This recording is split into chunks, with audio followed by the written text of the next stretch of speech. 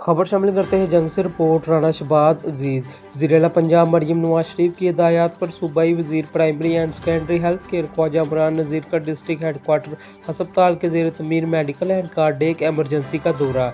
Medical and cardiac emergency में जारी काम और फंड्स की दस्तियाबी के हवाले से ब्रीफिंग ली।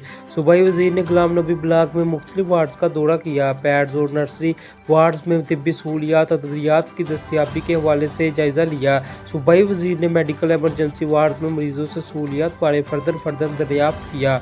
मेडिकल सुपरिटेंडेंट को डॉक्टर्स की ड्यूटी रोस्टर मजीद बेहतर बनाने की हिदायत। सूबाई वजीर ने हस्पताल में मौजूद मरीजों और लवाकीन से तिब्बी सहूलियात और अद्वियात की फराहमी के हवाले से भी दरियाफ्त किया। वज़ीर आला पंजाब मरीम नवाज शरीफ की हिदायत पर डिस्ट्रिक्ट हेडक्वार्टर का दौरा किया जा रहा है। जंग में सेहत की बेहतरी सहूलियात की फराहमी के हवाले से मज़ीद इक़दाम उठाए जाएंगे।